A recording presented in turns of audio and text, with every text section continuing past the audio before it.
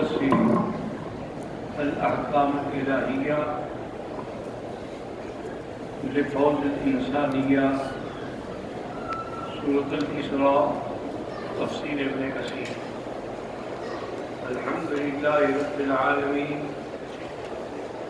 والصلاة والسلام على أشرف الأنبياء وسيد المرسلين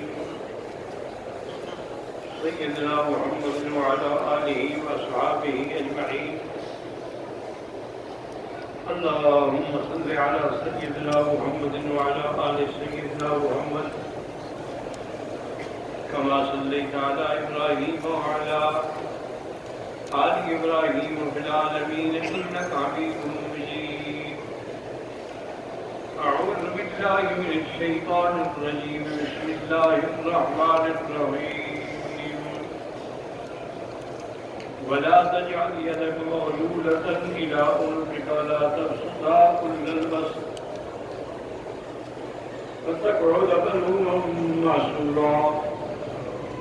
إن ربك يبسط الرزق لمن يشاء ويقدر إنه كان بعباده خبيرا بصيرا.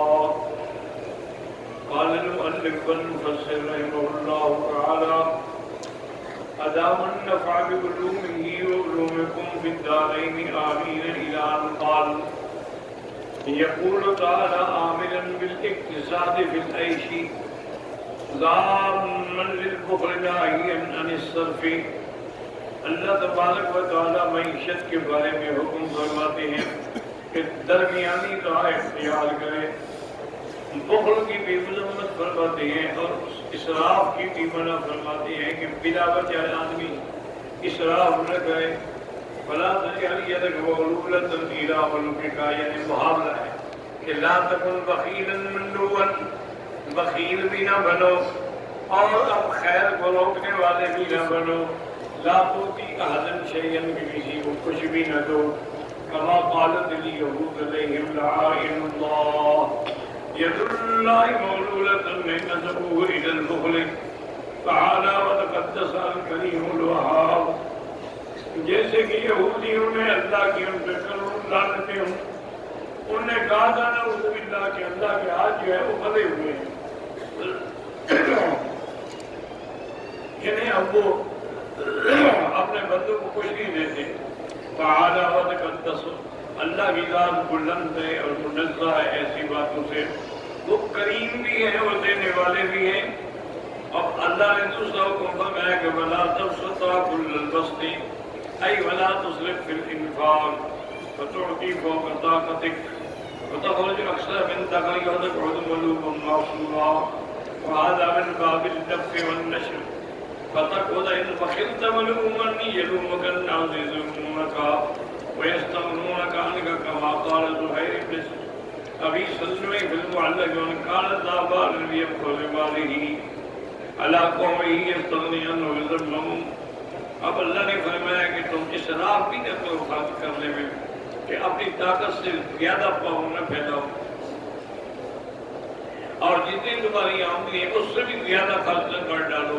جیسے کہ آج کل آپ نے دیکھا ہے کہ لوگ شادیوں پر اور ایسے حالات میں اتنا اسراف کرتے ہیں کہ جس کا کوئی تصور بھی نہیں.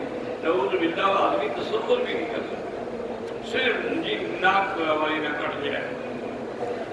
وَهَذَا مِنْ بَابِ اللَّفِّ وَالنَّشْرِ، یعنی یہ ترتیبی اعتبار سے لف و نشر ہے کہ فَتَقْعُدَ إِذْ بَخِلْتَ مَلُومًا. اگر تم نے بخل کیا تو اس حال میں بیٹھو گے کہ لوگ تمہیں ملامت بھی کریں گے، تمہاری مذمت بھی کریں گے اور تمہاری طرف نظر بھی نہیں کریں گے.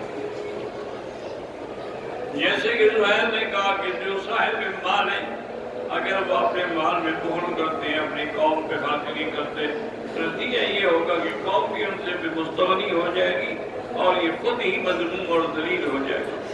مَتَى بَسَطْتَ يَدَكَ فَوْقَ طَاقَتِكَ قَعَدتَ بِلَا شَيْءٍ تُنْفِقُ وَتَكُونُ كَالْحَصِيرِ فَهُوَ الدَّابَّةُ الَّتِي قَدْ أَجْرَتْ لِلسَّيْفِ فَوْقَفَتْ ضَعْفًا وَعَجًّا وَإِنَّمَا تُسَمَّى الْحَصِيرُ وَأَكُلُّ مِنْ الْكَلَالِ. اگر تم نے اپنی طاقت سے زیادہ خرچ کر دیا تو نتیجہ یہ نہیں رہے گا کہ پھر کچھ بھی نہیں بچے گا. نتیجہ ہوگا کہ تمہاری حالت ایسے ہوگی حسین. حسیر کہتے ہیں کہ جیسے کوئی جانور چلتے چلتے عاجز آ جائے، نہ چل سکے اور کھڑا ہو جائے پھر کمزوری سے اور عجز سے، اسی کو حسیر کہتے ہیں۔ وَهُوَ مَعْبُودٌ مِنَ الْكَلَالِ، معنی یہ ہے کہ اتنا بخل کرنا کہ نعوذ باللہ پھر اس کے بعد ساری دنیا اس کی ملامت کرے۔ عَلِيمُ الْبَصَرِ الْكَلَامِ الْمَطْلُوبِ ثُمَّ رَجِعَ الْبَصَرَ كَرَّتَيْنِ يَنقَلِبُ إِلَيْكَ الْبَصَرُ خَاسِئًا وَهُوَ حَسِيرٌ، حسیر بنا عاجز، اے قلیل ان یرا عیبا، آسمانوں میں نظر ڈالو کوئی اس پہ شک ہے، شکوک ہے، تمہاری نظر عاجز آ جائے گی اللہ کی بنائی ہوئی چیز میں کچھ نہیں۔ ہاکذا فسرات ہے من نظران ونال بخل اصل، کہ بخل بھی نہ کرو اور اسراف بھی نہ کرو۔ ابن عباس والحسن وقتادہ بن جریج بن زید وغیرہم وقد جاء في الصحيحين من حديث ابي الزناد عن النبي هريره رضي الله تعالى عنه انه سمع رسول الله صلى الله عليه وسلم يقول مثل البخيل والمنفق كمثل رجلين عليهما جبتان من حديد من صديهما لا تراكيهما فاما المنفق فلا ينفق الا صبغت او فطر جلده حتى تقوى بنانه وتعفو اثره۔ اللہ کے نبی نے فرمایا کہ بخیل کی اور خرچ کرنے والے کی مثال ایسے ہے کہ جیسے دو آدمی ہوں، ان پہ لوہے کی زرہ چڑھی ہوئی ہے، وہ یعنی سینے سے لے کر گردن تک۔ اب جو منفق ہے فلا ينفق الا صبغة وفطر جلده، وہ تو وہی خرچ کرتا ہے جو اس سے زیادہ ہوتا ہے، حتیٰ تقوى بنانه وتعفو اثره، اتنا خرچ کرتا ہے کہ اس کے نشان بھی نظر نہیں آتی۔ وَأَمَّا الْبَخِيلُ فَلَا يَنفِقُ إِلَّا كُلُّ حَلْقَةٍ مَكَانَهَا، لیکن جو بخیل ہے وہ ارادہ بھی کرے تو اس کے وہ زرہ جو ہے اور تک اس کو کھینچ لیتی ہے، وہ کھولنا چاہتا لیکن نہیں کھول سکتا۔ هذا لفظ البخاری فی الزکوٰۃ وفی الصحیحین من طریق ہشام بن زید فاطمہ بنت المنذر عن جدتها اسماء بنت ابی بکر قالت قال رسول انفقي هكذا وهكذا وهكذا ولا تبعي فيقول الله عليك ولا تبقي فيقول الله عليك۔ بی بی اسماء بنت ابی بکر روایت کرتی ہیں کہ حضور گزرے میرے آقا نے حضور پاک نے فرمایا کہ اسماء کو خرچ کرو، ایسے ہر طرف خرچ کرو اور باندھ کے نہ رکھا کرو، اگر تم نے باندھا اللہ بھی پھر باندھ دیں گے۔ ولا تبقي فيقول الله عليك، تو اللہ کے راستے میں خرچ کرو، اس کو روکنے کی کوشش نہ کرو۔ یعنی حقیقت بات یہ ہے کہ ہم نے یہ باتیں تجربے سے بھی دیکھی ہیں۔ ہمارے اپنا جو مدرسہ دادا جی جب میرے والد صاحب رحمۃ اللہ علیہ زندہ تھے اور خود اس مدرسے میں تھے، ایک چھوٹی سی بستی تھی، اب تو بہت بڑا قصبہ ہو گیا، بہت بڑا اس میں شہر بن گئے، مارکیٹیں بن گئی، بینک بن گئے، ہمارے وقت میں بستی تھی۔ لیکن چونکہ والد صاحب رحمۃ اللہ علیہ کا ایک نام تھا حدیث میں، تفسیر میں اور معقولات میں، وہ دنیا سے طلباء کھچ کھچ کے آتے تھے، زاہدان سے، مکران سے، ایران سے، پاکستان سے، ہندوستان سے۔ اس دور میں بھی 300 ساڑھے 300 طالب علم ہوتے تھے مدرسے میں، اور جگہ کوئی نہیں تھی، بیچارے رات مسجد میں سوتے تھے، کوئی مسجد کی چھت پہ سوتے تھے اور کوئی کچے کمرے تھے ان میں سوتے تھے۔ تو مجھے یاد ہے کہ والد صاحب نے وہ جو مٹی کی بنائے ہوئے ہوتے ہیں نا یہ گندم رکھنے کے لیے، جس کو سرائکی میں کروٹی ہم کہتے ہیں، وہ جب بھرائی کرواتے ہیں تو اپنے ساتھ خود کھڑے ہو کے بسم اللہ کر کے اس کو گندم سے بھرتے۔ میرا خیال 60 70 40 من آتا ہوگا میرا خیال۔ وہ 2 تھی، مجموعی 80 من بن جائے۔ والد صاحب نے میری والدہ سے فرمایا تھا کہ جب بھی نکالو نا تو بغیر وضو کے بھی نہیں نکالنا اور بغیر بسم اللہ پڑھنے کے بھی نہیں نکالنا، اور وہ اس میں عمل کرتی۔ یقین کریں کہ سال گزر جاتا دانے بچ جاتے۔ اب ہماری بد نصیبی اور گناہوں کی وجہ سے بے برکتی کا یہ عالم ہے کہ میں 500 من گندم تو اپنے فصل سے دیتا ہوں مدرسے کو، پھر بھی پوری نہیں ہوتی، 500 خرید کر کے لینی پڑتی، اس وقت 80 من پورا ہو جاتا۔ وہ جو برکتیں تھیں نا وہ اٹھ جاتی ہیں ہمارے گناہوں کی وجہ سے، ہمارے خطاؤں کی وجہ سے۔ اللہ تبارک و تعالیٰ پھر اس میں برکت نہیں تھا۔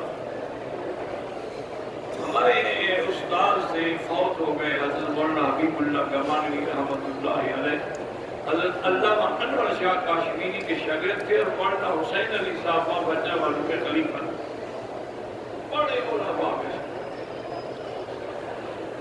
رمضان کا مہینہ تھا تو ہم استادوں کے ان کی الیکشن کمپین تھی، الیکشن میں کھڑے ہوئے تھے، تو اس کے لیے ہمارے استاد تھے، ہم بھاگ دوڑ کرتے وہاں ہم ساری وہی کرتے۔ مجھے یاد ہے کتنی بڑی چینک تھی، اس کے اوپر حضرت ایسے کپڑا ڈالتے تھے اور گھٹنے کے نیچے رکھ لیتے، پھر جب ہم آ جاتے تو پھر سب کو دینا شروع کرتے، کبھی 30 کبھی 40 کبھی 50 آدمی ہم اکٹھے ہو جاتے تھے شاہی میں۔ اچھا کوئی ایک پیالی لیتا، کوئی 2 دفعہ لے لیتا، لیکن وہ ختم ہونے میں بھی نہیں آتا، وہی چل رہی ہے چینک۔ اور انہوں نے ایک دفعہ مجھے بھی وظیفہ ایک بتایا تھا، میں بتا دیتا ہوں آپ کو، الحمدللہ میرے اندر بخل نہیں ہے۔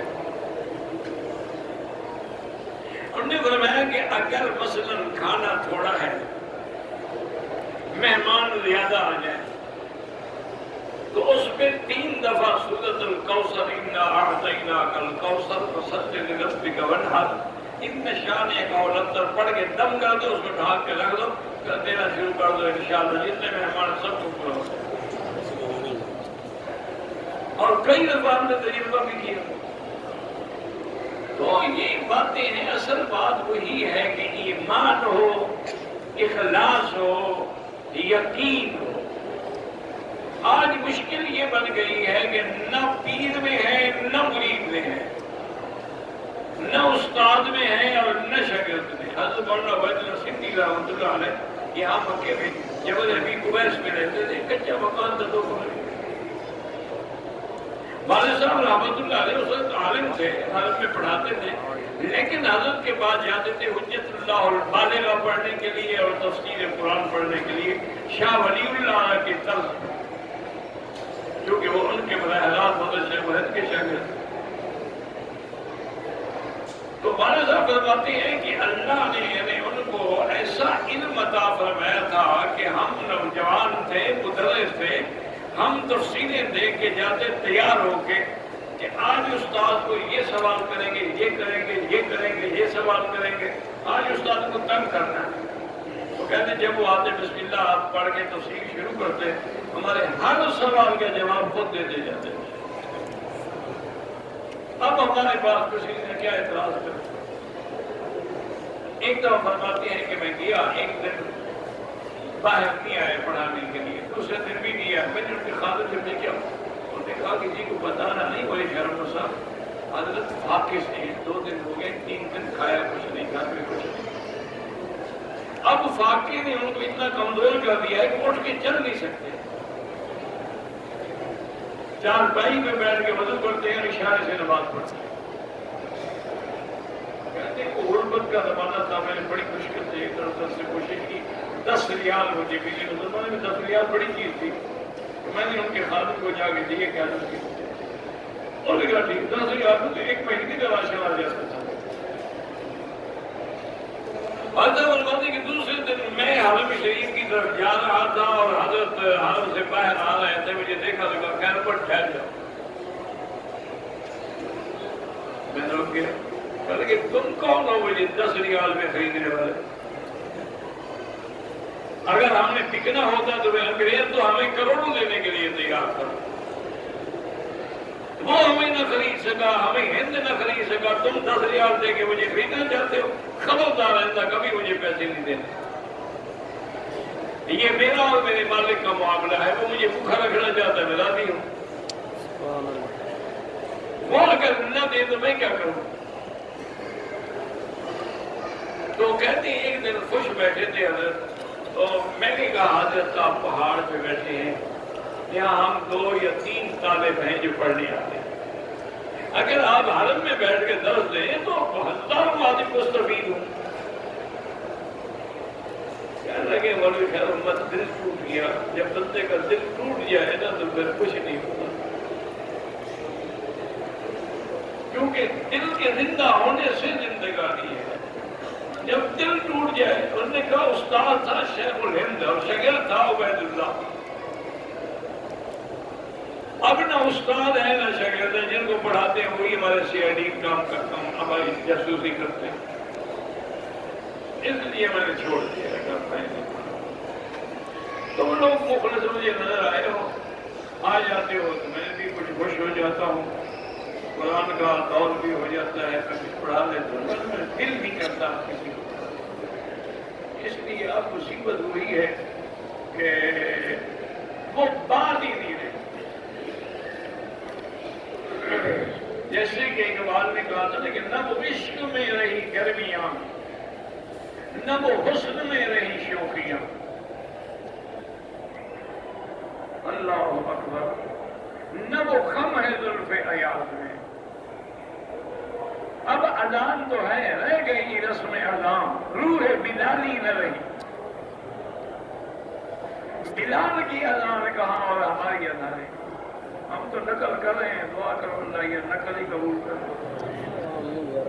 وہ قادر ہیں مارکیٹ میں آرٹیفیشل جیولری بھی تو چل جاتی ہے. ہم نقلی صحیح لیکن اس کی نقل بنا کر بیٹھے. تو اللہ قادر ہے کہ ہماری اس نقل کو اثر کرا کر دے اور اسی کو قبول فرما لے، کیونکہ ہمارے دامن میں تو کچھ نہیں ہے ماں سوائے اس نقل کے. اس لیے ہمیشہ یاد رکھیں کہ وہ دور جو تھے وہ خیر کے تھے. تو آپ نے یہ بھی فرمایا کہ لا تحصی اسماء، گنا نہ کرو، بس دیتے جاؤ دیتے جاؤ. تم نے گننا شروع کیا پھر اللہ بھی تمہیں گن کے. جب تم بغیر گنے دو گے تو اللہ بھی بے حساب دیں گے. وفی صحیح مسلم من طریق عبد الرزاق المعبد النبی رضی اللہ عنہ قال قال رسول اللہ ان اللہ قال لی انفق علیک. اس حدیث میں ہے کہ حضور نے فرمایا کہ میرے اللہ نے مجھے فرمایا ہے کہ میرا بدری تم خرچ کرو خرچ کرو. جب تم خرچ کرو گے خیرات کرو گے تو اللہ تم پر خرچ فرمائیں گے. وبالصحيحين من طريق معاوية بن مزرعة عن سعيد بن سعد رضي الله عنه قال قال رسول الله ما من يوم يصبح العباد فيه إلا وملكان ينزلان من السماء يقول أحدهما اللهم أعط منفقا خلفا ويقول الآخر اللهم أعط ممسكا تلفا. صحیح ہے ان کی حدیث ہے. حضور نے فرمایا کہ صبح کو روزانہ ہر صبح کو آسمان سے 2 فرشتے اترتے ہیں. ان میں سے ایک یہ دعا مانگتا ہے اللہم اعط منفقا خلفا، یا اللہ جو تیرے راستے میں خیرات کرے ان کا بدلہ عطا فرما. اور دوسرا کہتا ہے کہ اللہم اعط ممسکا تلفا، یا اللہ جو بخل کرے اس کے مال کو ہلاک کر دے. تو وہ ہمیشہ یہ دعا کرتے رہتے ہیں. انسان کو کبھی اسراف بھی نہ کرے لیکن بخل بھی نہ کرے. وَلَا مُسْلِمٍ قُطِبٍ إِسْمَاعِيلٍ جَاءَ لَا نَبِيَّ إِلَّا وَمَا نَقَصَ مَالٌ مِّن صَدَقَةٍ وَمَا زَادَ اللَّهُ عَبْدًا أَنفَقَ إِلَّا إِذًّا وَمَن تَوَاضَعَ لِلَّهِ رَفَعَهُ اللَّهُ. حضور پاک نے فرمایا مرفوع حدیث ہے کہ ما نقص مال من صدقۃ، جو تم خرچ کرتے ہو خیرات کرتے ہو مال میں کبھی کبھی نہیں ہے. وما زاد اللہ عبدا انفق، جو بندہ اللہ کے راستے میں خرچ کرتا ہے اللہ اس کی عزت میں اور اضافہ کر دیتے ہیں. ومن تواضع للہ، جو اللہ کے لیے جھک جاتے ہیں اللہ کے لیے تواضع کرتے ہیں اللہ ان کے ذکر کو اونچا کر دیتے ہیں. وفي حديث أبي كثير عن عبد الله بن عمر مرفوعا إياكم الشح فإنه أهلك من كان قبلكم أمرهم بالبخل بخلوا وأمرهم بالكفية فقتلوا وأمرهم بالفجور فجروا. حضرت عبداللہ کے عمر سے مرفوع حدیث ہے حضور نے فرمایا خبردار بخل نہ کرنا. ایک ہے لفظ بخل یاد رکھو، ایک ہے شح. قرآن پاک میں دونوں لفظ آتے ہیں، بخل بھی آتا ہے شح. وَمَن يُوقَ شُحَّ نَفْسِهِ، تو شو اور بخل کا کیا معنی؟ اور بعض علماء کہتے ہیں ایک ہی معنی ہے بخل، بعض کہتے ہیں نہیں، بخل تو بخل معروف ہے، لیکن شو کا معنی یہ ہے کہ خود تو خرچ کرتا نہیں، دوسرا خرچ کرے پھر بھی چلتا ہے، یہ شہی ہے جو خود بھی نہیں دیتا دوسرے کو دیتے ہوئے دیکھ کے بھی چل جاتا۔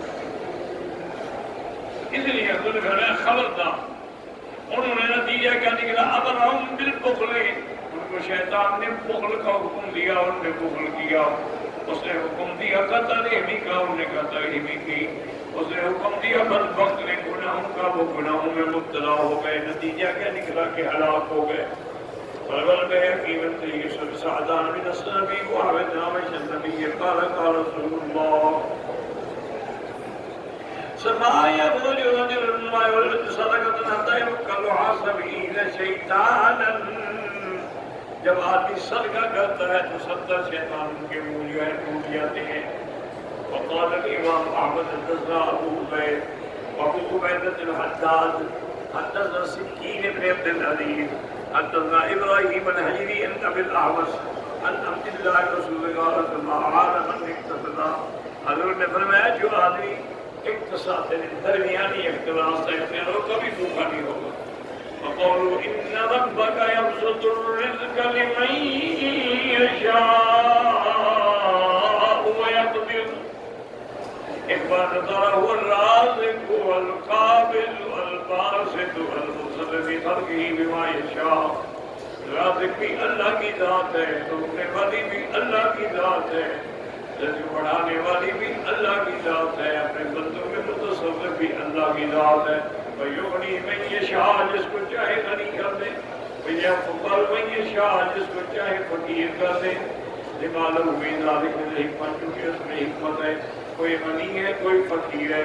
وَلِهَذَا قَالَ إِنَّهُ كَانَ بِعِبَادِهِ خَبِيرًا بَصِيرًا، اے خبیرًا بصیرًا من يستحق الغنى ويستحق الفقر، جانتے ہیں کہ کون غنا کا مستحق ہے اور کون فقر کا مستحق ہے۔ كما جاء في الحديث إن من عبادي لمن لا يستطيع إلا الفقر فلو أغنيته لأبسطت يمينه، اللہ فرماتے ہیں میں جانتا ہوں بعض میرے بندے ایسے ہیں کہ ان کو اگر میں فقیر نہ بناؤں نا، غنی بنا دوں تو اپنے دین کو بھی خراب کر دیں گے۔ إن من عبادي لمن لا يستطيع إلا الغنى، اور بعض بندے میرے ایسے ہیں کہ اگر میں ان کے رزق میں فراخی نہ کروں تو دین خراب کر بیٹھیں گے، اس لیے جب چاہتے ہیں جس کو چاہتے ہیں کرتے ہیں۔ اور کبھی کنو غنا بھی کے بعد اور کبھی کبھی اللہ تعالیٰ ان لوگوں کو بھی غنی کر دیتے ہیں جو اللہ کے نافرمان ہیں۔ استدراج ہوتا ہے کہ سیڑھیاں چڑھتے جاؤ اور جب رسی کھینچیں گے تو اللہ کرنا۔ فقر حکومت اور کبھی کبھی فقر بطور سزا ہوتا ہے۔ یاد باللہ من ہذا و ہذا، اللہ